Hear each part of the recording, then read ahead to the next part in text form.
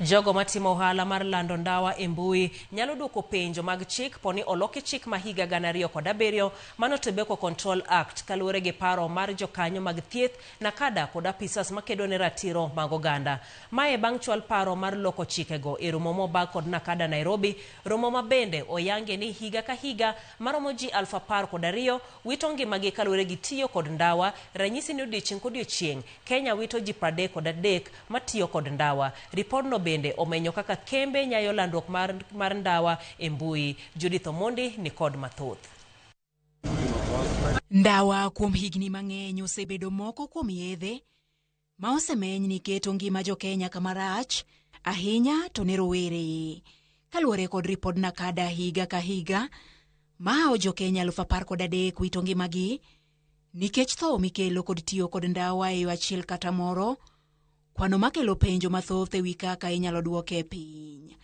Kawuono e romo ma okelo kanyakla apisas ma opogore kama oriwo mag nakada omeny ripot mar nonro mane otimie kind higa mar 2025 dwe mar 9 ewi kaka mbui osebedo kanyayo landruok mag ripode ndawa, gino ma ichichgo ni medo kwan mar ji matiyo kod yedhegi malo. Ripodni yango ni 78% mar rowere ma Kenya koni landruok mar ote maloso ewi ndawa e mbui lombo wang'gi kod itgi, ka nonro bende yango ni 50% mag ji matiyo kod ndawa iliro itgi e mbui.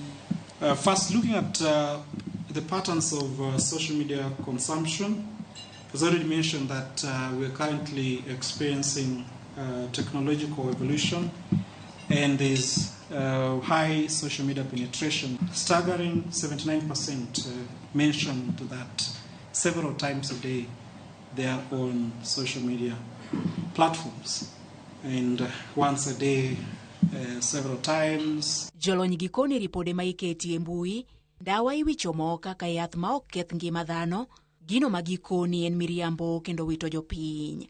In terms of other cases of tobacco industry interference in the country, we have misclassification of nicotine products to avoid regulation, sometimes passing them through the Pharmacy and Poisons Board just to appear like they are safer products. In terms of misclassification, sometimes even ensuring that as they come into the country through other borders, they are not declared properly. Then continued advertising, despite the ban on tobacco advertising, promotion and sponsorships, especially online advertising and even availability of these things online. Akoro gidwaro mondo mi olok chik mar higa 2007 Tobacco Control Act e pende mamulo lando weche ndawa e mbui. Strengthening the legal framework, amend the Tobacco Control Act, also introduce clear disclosure requirements for paid partnerships, strengthen digital monitoring. Poni olok pend chikegi, to ji ma itiyogo e lando ndawa e mbui biro duoko penjo e yor chik poni giwacho miriambo malombo ji e tiyo kod ndawa. Judith Omondi, Ramogi.